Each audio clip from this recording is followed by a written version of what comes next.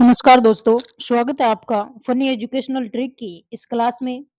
दोस्तों हम चाहे कोई भी कंपटीशन की तैयारी करते हैं, तो उसमें लक्ष्य बुक अपनी महत्वपूर्ण भूमिका निभाती है और टॉपर्स इसे पढ़ने की हमें सलाह भी देते हैं। इसलिए हमने 10-15 मिनट की डेली की इस क्लास में फर्स्ट ग्रेड की जो लक्ष्य बुक है उसको स्टार्ट कर रखा है।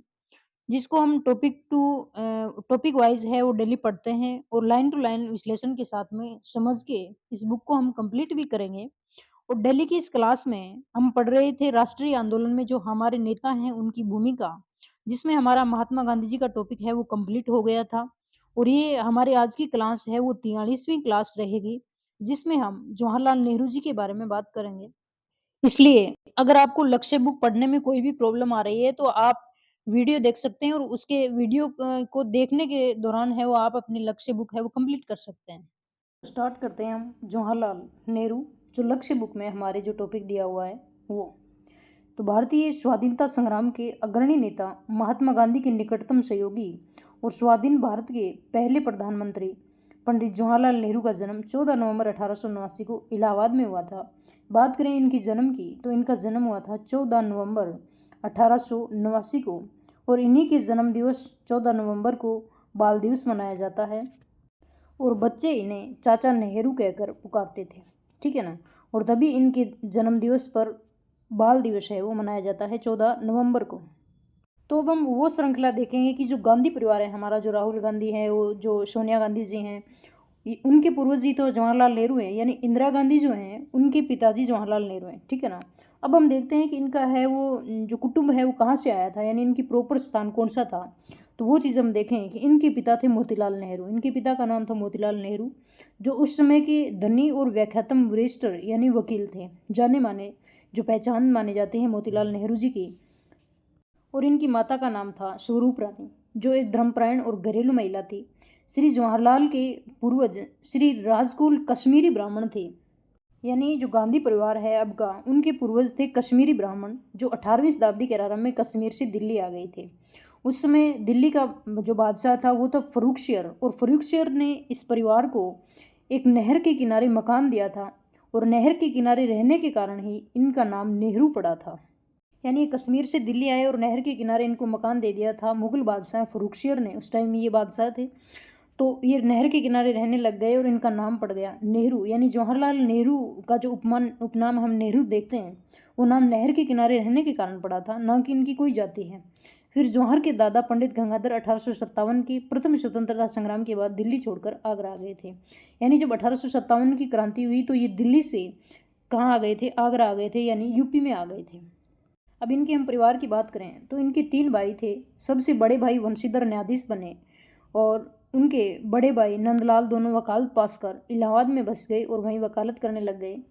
इलाहाबाद में इनका जो निवास स्थान है वो आनंद भवन था, यानी निवास स्थान का नाम था आनंद भवन। इकलौता बेटा होने के कारण जवाहरलाल का लालन पोषण लाड प्यार से हुआ। इनकी 2 बहनें थी, विजयलक्ष्मी पंडित और कृष्णा। तो विजयलक्ष्मी पंडित है जो मोतीलाल नेहरू जी की पुत्री थी, ठीक है ना, और जवाहरलाल की बहन थी। तो हम बात करें विजयलक्ष्मी पंडित है वो प्रथम महिला थी जो कैबिनेट मंत्री बनी थी। इनका जो है वो संविधान में भी हमें योगदान देखने को मिलता है। आगे हम बात करें कि बालक जवाहरलाल और दोनों बहनों की शिक्षा का प्रबंध घर पर ही अंग्रेजी अध्यापकों द्वारा करवाया गया था। 1902-4 के मध्य उनके शिक्षक आयरलैंड निवासी फर्डिनेंड टी ब्रुक्स रहे। सी ब्रुक्स थियोसोफिस्ट थे। एक बार थियोसोफिकल सोसाइटी की अध्यक्ष श्रीमती एनी बिसेंट इलाहाबाद मोतीलाल नेहरू के घर आई थी, यानी ये थियोसोफिकल सोसाइटी थी जो भारत के हम पुनर्जागरण जो आंदोलन हुए थे उनमें भी हम पढ़ते हैं। तो थियोसोफिकल सोसाइटी की जो अध्यक्ष थी एनी बिसेंट हमारी, वो भी इनसे बिलोंग करती थी। इनके प्रभाव से जवाहरलाल नेहरू ने पिता की अनुमति से श्रीमती एनी बिसेंट से थियोसोफिकल सोसाइटी की दीक्षा ली थी। घर पर शिक्षा पूर्ण होने के बाद जवाहरलाल को 1905 में इंग्लैंड भेज दिया गया। वहाँ के हैरी पब्लिक स्कूल में दाखिला करा दिया गया। अक्टूबर 1907 में उन्हें कैम्ब्रिज विश्वविद्यालय के ट्रिनिटी कॉलेज में प्रवेश दिलाया गया, जहां वे स्नातक की डिग्री लेकर लंदन के इनर टेम्पल कॉलेज में बैरिस्ट्री पढ़ाई हेतु गए। 1912 में उन्होंने बैरिस्ट्री यानी वकील की पढ़ाई पूर्ण कर वे भारत लौटे थे। यानी जो प्राथमिक शिक्षा थी वो अंग्रेजी माध्यम से इनके घर पे हुई थी, ठीक है ना, दोनों बहन भाई की। लेकिन जो स्नातक की और जो बैरिस्ट्री की डिग्री प्राप्त की थी वो इन्होंने इंग्लैंड से की थी। अब मोस्ट इम्पोर्टेंट फैक्ट आता है कि इन्होंने सबसे पहली बार कांग्रेस के अधिवेशन में हिस्सा लिया था। तो वो भारत लौटने के 4 माह बाद ही इंडियन नेशनल कांग्रेस के बांकीपुर अधिवेशन में, यानी बांकीपुर अधिवेशन हुआ था 1912 में, ठीक है ना। कब हुआ था? 1912 में हुआ था, और 1912 में ही ये बैरिस्टर की पढ़ाई करके भारत आए थे। अब याद ये रखना है कि सबसे पहले कांग्रेस के अधिवेशन, कौन से अधिवेशन में जवाहरलाल नेहरू जी ने भाग लिया था, तो वो था बांकीपुर अधिवेशन 1912 का, ठीक है ना। 1912 के बांकीपुर अधिवेशन में ये कांग्रेस के अधिवेशन में हिस्सा लेते हैं, और 3 बार ये कांग्रेस अधिवेशन के अध्यक्ष चुने जाएंगे, वो आगे बात करेंगे।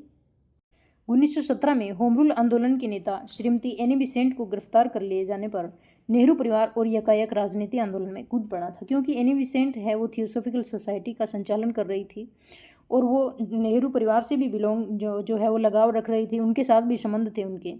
तो जब एनी बेसेंट को गिरफ्तार किया गया था, तो ये जो एनी बेसेंट ने जो होम रूल लीग स्थापित कर रखी थी, उनके अध्यक्ष तो जवाहरलाल नेहरू जी के पिताजी यानी मोतीलाल बन जाते हैं, और जो सोसाइटी है यानी जो होम रूल लीग है उसके सचिव बनते हैं जवाहरलाल नेहरू।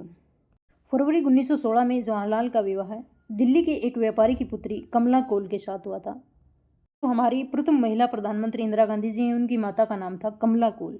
19 नवंबर 1917 को श्रीमती कमला नेहरू ने एक पुत्री को जन्म दिया, जिसका नाम इंदिरा प्रियदर्शनी रखा गया, जो बाद में भारत की प्रथम महिला प्रधानमंत्री बनी थी, ठीक है ना। 1915 में गांधी जी दक्षिण अफ्रीका से भारत लौटे। यहाँ उनकी प्रसिद्धि पहले से ही जो फैल चुकी थी। जवाहरलाल नेहरू की गांधी से पहली भेंट कांग्रेस के 1916 में हुई लखनऊ अधिवेशन में हुई। नेहरू उनके व्यक्तित्व से अत्यधिक प्रभावित हुए थे, यानी गांधी जी और जो जवाहरलाल नेहरू जी का मिलन होता है वो कांग्रेस के लखनऊ अधिवेशन में होता है 1916 में। जलियांवाला बाग हत्याकांड रोलेट एक्ट के विरोध में, यानी ये जो घटनाएं होती हैं वो 1919 की हैं। जलियांवाला बाग हत्याकांड 13 अप्रैल 1919 को होता है। रोलेट एक्ट भी 1919 का था। और खिलाफत आंदोलन के समर्थन में राष्ट्रीय स्तर पर 20 सितंबर 1920 से हड़ताल व असहयोग आंदोलन प्रारंभ किया गया। जवाहरलाल नेहरू भी इसमें शरीक हुए। दिसंबर 1921 में पहली बार जेल गए थे। यानी जब असहयोग आंदोलन चलाया जा रहा था उसके एवज में जवाहरलाल नेहरू जी को है वो जेल में भेज दिया जाता है। 1921 में ये पहली बार जेल में गए थे। और हम टोटल बात करें जवाहरलाल नेहरू जी की, तो ये 3259 दिन टोटल जेल में रहे थे, यानी इतने दिन इन्होंने जेल में गुजारे थे, 3259 दिन, यानी। और ये 9 बार जेल में गए थे, ठीक है ना। 9 बार जेल में गए थे टोटल, और 3259 दिन इन्होंने जेल में गुजारे थे। तो बात करें 1921 में ये पहली बार जेल गए। कुछ समय बाद गांधी जी द्वारा असहयोग आंदोलन वापस लिए जाने के बाद नेहरू जी जेल से छूटे। इसके कुछ समय बाद नेहरू जी 1 वर्ष के लिए इलाहाबाद के महापौर रहे। यानी हम देखते हैं गांधी जी पढ़ा था तो हमने याद किया था कि 5 फरवरी 1922 को जब चोरी चोरी जो कांड हो जाता है उसके बाद में गांधी जी 12 फरवरी 1922 को असहयोग आंदोलन वापस ले लेते हैं। उन्होंने अखिल भारतीय कांग्रेस कमेटी के महासचिव का पदभार भी संभाला। मार्च 1926 में वे अपनी पत्नी के उपचार हेतु स्विट्जरलैंड गए थे। वहीं से फरवरी 1927 में ब्रुसेल्स के उपनिवेशवाद व साम्राज्यवाद के विरुद्ध आयोजित सम्मेलन में उन्होंने भाग लिया। वे सम्मेलन के अध्यक्ष मंडल के सदस्य चुने तथा उन्हें खुले अधिवेशन में दिए गए अपने भाषण में ब्रिटिश साम्राज्यवाद की कटु आलोचना की। और उन्हें सम्मेलन में प्रस्ताव रखा कि जिसमें घोषणा की गई कि यह सम्मेलन भारत की पूर्ण स्वाधीनता के लिए भारत के राष्ट्रीय आंदोलन का समर्थन करता है।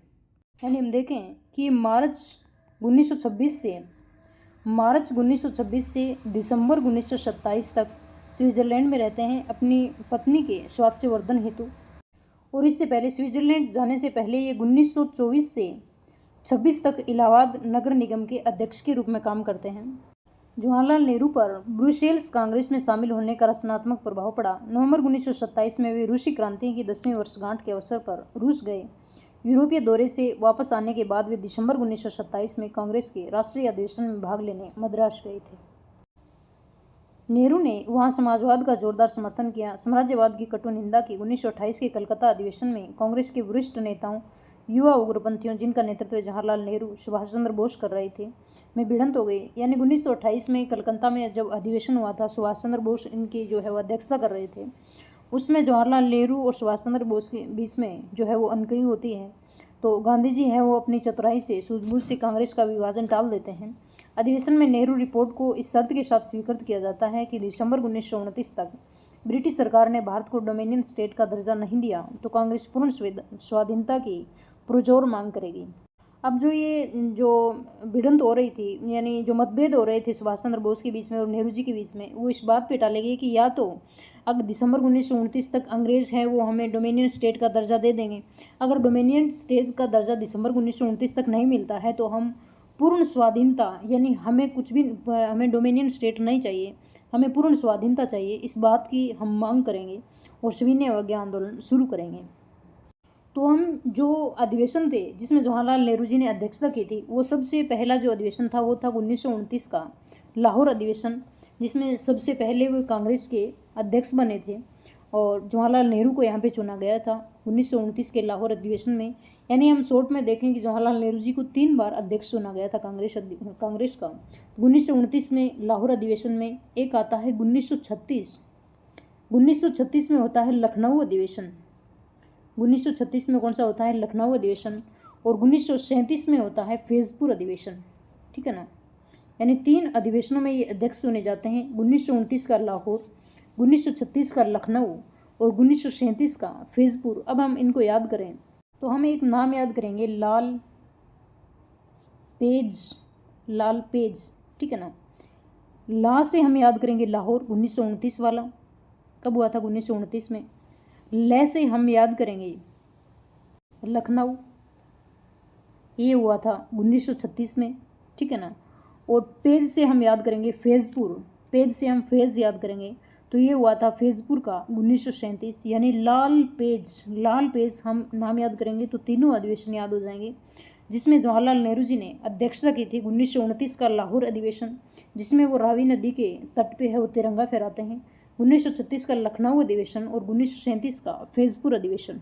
अब हम पढ़ें कि इस अधिवेशन में 31 दिसंबर 1929 को प्रस्ताव पारित कर पूर्ण स्वराज्य प्राप्ति को, यानी ने की मात्र डोमिनियन स्टेट को कांग्रेस का परम ध्येय सुनिश्चित किया गया था। यानी 31 दिसंबर 1929 को इन्होंने ये पारित किया कि हमें वो पूर्ण स्वराज्य चाहिए, ना कि डोमिनियन स्टेट। ठीक है ना, 31 दिसंबर 1929 को अर्धरात्रि के समय 1 जनवरी 1930, यानी 31 दिसंबर 1929 को तो ये प्रस्ताव पारित हुआ था। ठीक है ना, और उसके एक दिन बाद में, यानी 31 दिसंबर के बाद में क्या आएगा? 1 जनवरी 1930। तो 1 जनवरी 1930 को इन्होंने मध्य रात्रि लाहौर में रावी नदी के तट पर जवाहरलाल नेहरू जी ने कांग्रेस अध्यक्ष के रूप में राष्ट्र ध्वज फहराया था।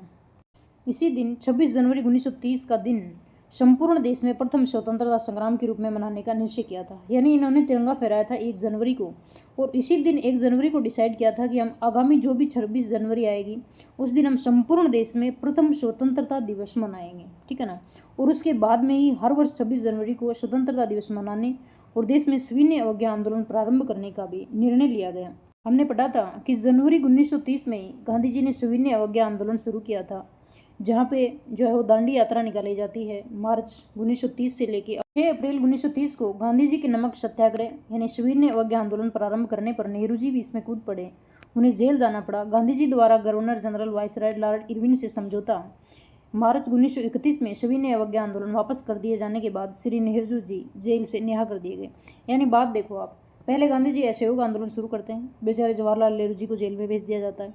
बाद में जेल में जाने के बाद में जो गांधी जी हैं वो 12 अप्रैल को वापस ले लेते हैं असहयोग आंदोलन।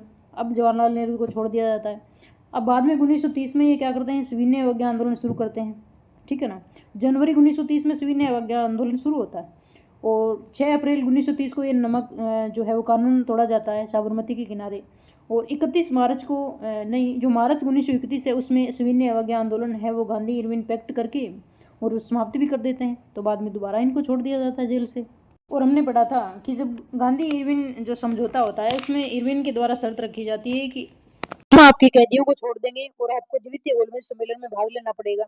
ठीक है ना, और आप है वो सविनय अवज्ञा आंदोलन वापस ले लो। तो ये जो इरविन के द्वारा समझौता किया गया था और गांधी जी ने ये स्वीकार भी कर लिया था। तो गांधी जी सितंबर से दिसंबर के बीच में जो सविनय गोलमेज सम्मेलन होता है दूसरा, उसमें शामिल होते हैं, लेकिन ये इस सम्मेलन में हार के वापस आ जाते हैं, यानी इन्हें कोई सफलता नहीं मिलती है और बाद में आके दूसरा सविनय अवज्ञा आंदोलन भी शुरू करते हैं। तो हम पढ़ते हैं कि द्वितीय गोलमेज सम्मेलन की असफलता के बाद सरकार ने कांग्रेस को गैर कानूनी संस्था घोषित कर दिया। वह सभी बड़े नेताओं को जेल में डाल दिया। जवाहरलाल नेहरू भी गिरफ्तार कर जेल में डाल दिए गए। जवाहरलाल नेहरू की धर्मपत्नी श्री कमला नेहरू को पुनः तपेदिक हो गया और वे फरवरी 1936 में स्विट्जरलैंड में इस दुनिया से चल बसी। 1934 में कांग्रेस सोशलिस्ट पार्टी की स्थापना के समय नेहरू जी जेल में थे, परंतु इनके प्रेरणा स्रोत वे स्वामी थे। राष्ट्रीय योजना समिति से संबंध होने के कारण भारतीय परिस्थितियों के परिप्रेक्ष्य में समाजवाद संबंधी जवाहरलाल नेहरू की विचारधारा निखर कर सामने आ रही थी। में समाज का विकास इस प्रकार करना होगा जिससे हम समाजवादी समाज की कुछ बुनियादी बातों की ओर बढ़ सकें। तभी से जवाहरलाल नेहरू के मन में यह अवधारणा बनने लगी थी जिसे स्वतंत्र काल की पंचवर्षीय योजनाओं में मिश्रित अर्थव्यवस्था या योजनाबद्ध आर्थिक विकास के माध्यम से जनतांत्रिक समाजवाद की संज्ञा दी गई। 1939 में द्वितीय विश्व युद्ध प्रारंभ हो गया। सरकार ने भारत को भी बिना यहाँ के प्रमुख नेताओं दलों की राय के युद्ध में झोंक दिया। ब्रिटिश सरकार भारत को आजादी देने को राजी नहीं थी। सुभाष चंद्र बोस की कांग्रेस अध्यक्षता के समय कांग्रेस के तत्वाधान में राष्ट्रीय योजना समिति का गठन हुआ था, जिसके अध्यक्ष श्री जवाहरलाल नेहरू थे। इस समिति के काम में श्री नेहरू बड़ी लगन से जुट गए। इसी दौरान श्री नेहरू अखिल भारतीय लोक परिषद के अध्यक्ष भी चुने गए। इसके अध्यक्ष रहते हुए जवाहरलाल नेहरू ने देशी रियासतों की जनता की राज्य लोक परिषदों को कांग्रेस से जोड़ा। धीरे धीरे देश की लगभग सभी रियासतों की लोक परिषदें श्री नेहरू के प्रयासों से कांग्रेस से संबंध हो गई थी। हम जब प्रजामंडल पढ़ते हैं तो हम बात करते हैं कि जो प्रजामंडलों में लोक परिषद का गठन करवा के नेहरू जी ने राज्यों को केंद्र से जोड़ने का काम किया था। 1940 में महात्मा गांधी द्वारा सरकार के युद्ध प्रयासों का प्रतिरोध करने हेतु प्रारंभ व्यक्तिगत सत्याग्रह के विनोबा भावे प्रथम सत्याग्रह के बाद श्री जवाहरलाल नेहरू दूसरे सत्याग्रही बने। जब हमने महात्मा गांधी जी पढ़ा था तो हमने 1940 का व्यक्तिगत सत्याग्रह पढ़ा था, जिसमें प्रथम व्यक्ति हम देखते हैं विनोबा भावे थे, दूसरे जवाहरलाल नेहरू और तीसरे थे ब्रह्मदत्त। तीसरे कौन थे? ब्रह्मदत्त, जिनको हमने ट्रिक से याद किया था, बी जे बी, ठीक है ना। बी का मतलब विनोबा भावे, भावे, जे का मतलब जवाहरलाल नेहरू और बी का मतलब ब्रह्मदत्त। तो ये 3 सत्याग्रहियों के नाम है वो मोस्ट इम्पोर्टेंट आते हैं व्यक्तिगत सत्याग्रही में कि पहला विनोबा भावे थे, दूसरा जवाहरलाल नेहरू और तीसरे ब्रह्मदत्त थे। इन्हें गिरफ्तार कर 4 वर्ष की कारावास की सजा सुनाई गई, जिन्हें अल्मोड़ा जेल में भेजा गया था। क्रिप्स मिशन के भारत आने पर नेहरू को जेल से रिहा किया गया। महात्मा गांधी की पहल पर कांग्रेस ने 8 अगस्त 1942 को भारत छोड़ो आंदोलन का प्रस्ताव पारित किया, जो 9 अगस्त 1942 से प्रारंभ हुआ। 9 अगस्त को प्रातः ही सभी प्रमुख नेताओं को गिरफ्तार कर लिया गया। सरदार पटेल, मौलाना आजाद, डॉक्टर राजेंद्र प्रसाद के साथ जवाहरलाल नेहरू को अहमदनगर जेल में रखा गया। यही नेहरू जी ने अपनी पुस्तक डिस्कवरी ऑफ इंडिया की रचना की। यह श्री नेहरू जी की अंतिम जेल यात्रा थी। यानी हम जेल की बात करें तो जब जवाहरलाल नेहरू जी अल्मोड़ा जेल में थे तो ये लिखते हैं एन ऑटोबायोग्राफी, ठीक है ना, अपनी जीवनी लिखते हैं। एन ऑटोबायोग्राफी लिखी जाती है अल्मोड़ा जेल में, और जो डिस्कवरी ऑफ इंडिया है वो लिखी जाती है अहमदनगर जेल में। तो अल्मोड़ा जेल में इन्होंने अपनी जीवनी लिखी थी और डिस्कवरी ऑफ इंडिया यानी भारत की खोज इन्होंने लिखी थी अहमदनगर जेल में। यह नेहरू जी की अंतिम जेल यात्रा थी। यानी अहमदनगर जेल में जब नेहरू जी गए थे तो वो अंतिम इनकी यात्रा थी। इनके बाद में वो जेल में नहीं गए थे। द्वितीय विश्व युद्ध की समाप्ति पर सभी प्रमुख नेता जेल से रिहा कर दिए गए। ब्रिटिश सरकार ने भारतीय नेताओं से बातचीत करने और भारत के संविधान निर्माण के संबंध में कार्रवाई करने हेतु कैबिनेट मिशन भारत भेजा। 1946 में श्री नेहरू को पुनः कांग्रेस अध्यक्ष बनाया गया। कैबिनेट मिशन के प्रस्तावों के तहत वायसराय श्री जवाहरलाल नेहरू को अंतरिम सरकार बनाने का प्रस्ताव दिया, जिसे नेहरू जी ने स्वीकार किया। श्री नेहरू गवर्नर की कार्यकारी परिषद के उपाध्यक्ष और विदेशी मामलों के राष्ट्रमंडलीय संबंध विभाग के मंत्री बने। जब हम विदेश नीति पढ़ते हैं, जब किसी भी कंपटीशन एग्जाम की हम बात करते हैं, तो जब हमें विदेश नीति पढ़नी पड़ती है, ठीक है ना, तो उसमें जवाहरलाल नेहरू की हम महत्वपूर्ण भूमिका देखते हैं। कैबिनेट मिशन प्रस्तावों के तहत संविधान सभा का गठन हुआ, जिसकी पहली बैठक 9 दिसंबर 1946 को होती है। श्री सच्चिदानंद सिन्हा इसके अंतरिम अध्यक्ष बनाए गए। संविधान सभा में 13 दिसंबर 1946 को जवाहरलाल नेहरू ने उद्देश्य प्रस्ताव पेश करते हुए ऐतिहासिक भावपूर्ण भाषण दिया, जिसमें उन्होंने इतिहास की पृष्ठभूमि पर भविष्य के परिप्रेक्ष्य में संविधान सभा के व्यापक लक्ष्यों का प्रतिपादन किया। उनका मन संविधान निर्माण के सामाजिक और आर्थिक पहलुओं से परिपूर्ण था। 22 जनवरी 1947 को संविधान सभा की दूसरी बैठक में श्री नेहरू जी का उद्देश्य प्रस्ताव सर्वसम्मति से पारित कर दिया गया। इनमें याद रखने वाली बात यही है कि जवाहरलाल नेहरू जी ने उद्देश्य प्रस्ताव पेश किया था 13 दिसंबर 1946 को, यानी जो प्रस्ताव पारित किया गया था वो प्रथम बैठक में 13 दिसंबर 1946 में किया गया था, और 22 जनवरी 1947 को यह प्रस्ताव है वो पारित होता है। यानी पेश 13 दिसंबर को किया जाता है और 22 जनवरी को ये पारित हो जाता है सबकी सहमति से। फरवरी 1947 में लॉर्ड वेवेल के वापस जाने के बाद लॉर्ड लुई माउंटबेटन भारत के गवर्नर जनरल और वाइसराय बन के आए। वे 22 मार्च 1947 को भारत आए। लॉर्ड माउंटबेटन से श्री नेहरू के मित्रवंद संबंध हुए। यानी हम देखते हैं कि 22 मार्च को माउंटबेटन भारत आता है और 2 जून को 1947 को लॉर्ड माउंटबेटन ने सभी महत्वपूर्ण दलों यानी जितने भी दल भारत में थे उनकी बैठक बुलाई, जैसे मुस्लिम लीग है, कांग्रेस है आदि का सम्मेलन बुलाया और उसके दूसरे दिन यानी 3 जून को माउंटबेटन योजना 3 जून की योजना घोषित की गई, जिसके तहत भारत का विभाजन होना निश्चित किया गया। यानी भारत का जो विभाजन होता है वो माउंटबेटन योजना बनाता है 3 जून को। ये 3 जून की योजना भी कहलाती है जिसमें भारत का विभाजन तय होता है। गांधी जी इसके बिल्कुल पक्ष में नहीं थे। श्री नेहरू, पटेल आदि नेताओं ने इन्हें स्वीकार कर लिया था। इस योजना के तहत भारत को स्वतंत्र करने का दिन 15 अगस्त निर्धारित किया गया।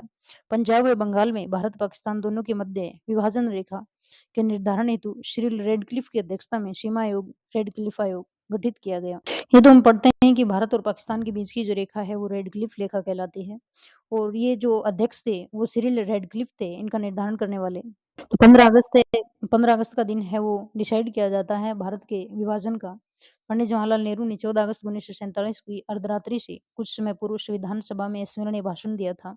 मध्यरात्रि का यह घड़ी आ गई जब भारत स्वतंत्रता की बेड़ियों से मुक्त होकर आजादी की हवा में श्वास लेने हेतु स्वतंत्र था। जवाहरलाल नेहरू को भारत के प्रथम प्रधानमंत्री की शपथ दिलाई गई। उन्होंने राष्ट्र के नाम रेडियो प्रसारण में कहा, उत्पादन करना हमारी प्रथम प्राथमिकता होगी। यानी पीएम बनने के बाद में ये उनकी पहली लाइन थी कि उत्पादन करना हमारी पहली प्राथमिकता होगी। श्री जवाहरलाल नेहरू स्वतंत्रता से लेकर 1964 तक भारत के प्रधानमंत्री रहे। पहले 3 वर्षों को छोड़कर जब वल्लभ भाई पटेल उप प्रधानमंत्री थे, नेहरू को अपनी पार्टी में एक प्रमुख स्थान प्राप्त था। वे देश में योजनाबद्ध विकास, अंतर्राष्ट्रीय राजनीति में गुटनिरपेक्षता, शांति के हामी थे। समाजवाद, मानवतावाद, वैज्ञानिक दृष्टिकोण के समर्थक, वे आधुनिक भारत के निर्माता माने जाते हैं। उनका जन्मदिन 14 नवंबर को बाल दिवस के रूप में मनाया जाता है। वे बालकों में चाचा नेहरू के नाम से प्रसिद्ध थे। नेहरू को उपनिवेशवाद और युद्ध से घृणा थी। उनकी विदेश नीति के 2 महत्वपूर्ण पहलू थे। एक तो उन देशों को मुक्त कराना जो दूसरों के अधीन थे और दूसरा सभी राष्ट्रों के बीच शांति और सहयोग बढ़ाना। 27 मई 1964 को महापुरुष 75 वर्ष की आयु में हमेशा के लिए चीन निद्रा में लीन हो गए। यानी 27 मई 1964 को इनकी मृत्यु हो जाती है और इनका जन्म हम देखते हैं 14 नवंबर 1879 को होता है। इसके निधन का समाचार सुनकर सारा विश्व है वो स्तब्ध होता है।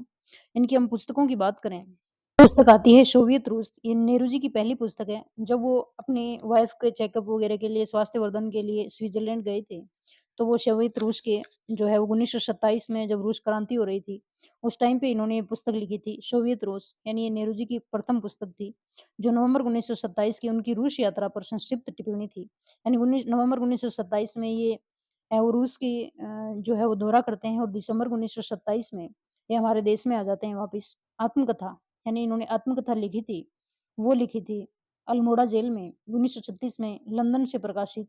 ये 31 भाषाओं में अनुवाद प्राप्त होता है।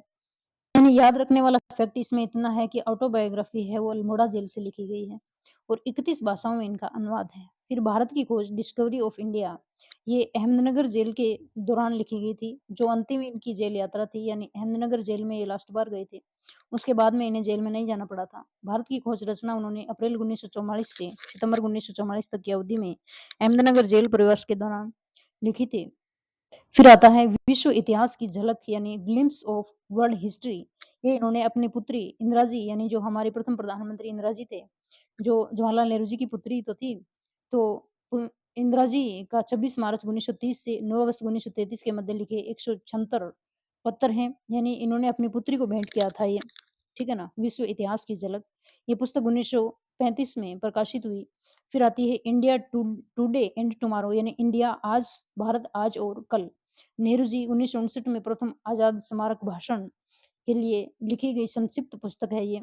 अब हम फोटो देखते हैं तो उसमें मतलब बहुत आलोचनात्मक फोटो भी हमें जवाहरलाल नेहरू जी की दिखाई जाती है, जिसमें ऐसे इनको धूम्रपान करते हुए दिखाया गया है।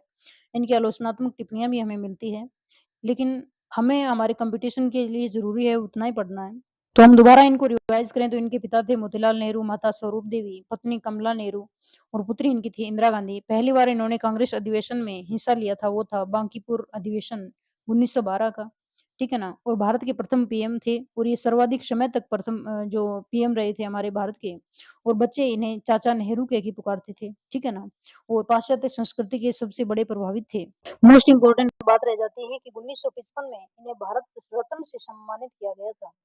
भारत रत्न जवाहरलाल नेहरू जी को 1955 में मिलता है और 1924 से 1924 से 26 तक ये इलाहाबाद नगर निगम के अध्यक्ष रहते हैं। फिर हम देखते हैं कि मार्च 1926 से दिसंबर 1927 तक ये स्विट्ज़रलैंड जाते हैं अपनी पत्नी के लिए और वहाँ से आने के बाद में ये 1929 में लाहौर अधिवेशन होता है। उसमें प्रथम अध्यक्ष रहते हैं यानी प्रथम बार ये अध्यक्ष रहे थे कांग्रेस के। लाहौर अधिवेशन के दौरान 1929 में और 1929 में इन्होंने रावी नदी के तट पे तिरंगा फहराया था। हमने इसी क्रम में देखा कि ये 3 बार अधिवेशन में अध्यक्ष रहते हैं 1929, 1936 और 1937 जिसके नाम है 1929 वाला लाहौर, 1936 वाला लखनऊ और 1937 वाला फैज़पुर। जवाहरलाल नेहरू जी को विदेश नीति का जनक भी कहते हैं, विदेश नीति के जनक भी माने जाते हैं और दूसरे जो 1940 में जो व्यक्तिगत सत्याग्रह शुरू हुआ था, उसमें ये दूसरे क्रांतिकारी थे। पहले विनोबा भावे थे, तीसरे ब्रह्मदत्त थे, जबकि बीच वाले यानी दूसरे थे 1944 के व्यक्तिगत सत्याग्रह के ये क्रांतिकारी माने जाते हैं। इन्हें पंचशील सिद्धांत जो हमारे देश की विदेश नीति से माने जाते हैं, उन पंचशील सिद्धांतों का जनक माना जाता है। इन्हें चाचा नेहरू के नाम से बुलाया जाता है। 1934 में इन्होंने पुस्तक लिखी थी विश्व इतिहास की झलक जो अपनी पुत्री इंदिरा गांधी जी को इन्होंने भेंट की थी 176 जिसमें पत्र लिखे हुए हैं। अन्य इनकी पुस्तकों की हम बात करें तो एक आता है टुवाइस फ्रीडम, एक पुस्तक है टुवाइस फ्रीडम, एक आता है विजिट टू अमेरिका यानी अमेरिका की यात्रा। यानी ये बुक्स जो हैं वो लक्ष्य बुक में नहीं दिए हुए लेकिन इम्पोर्टेंट हैं ये, तो हमें ये भी पढ़ने ज़रूरी हैं। फिर आता है a bunch of old letters यानी a bunch of old letters, है ना? ये बुक आती है और एक डिस्कवरी ऑफ इंडिया है, वो हम देखते हैं कि अहमदनगर जेल से लिखी गई थी। तो इस प्रकार से आज का हमारा टॉपिक है वो पूरा हो गया। कल हम आगे वाला टॉपिक बात करेंगे। तो आप वीडियो देखते रहें, लाइक और सब्सक्राइब करते रहें। जय हिंद।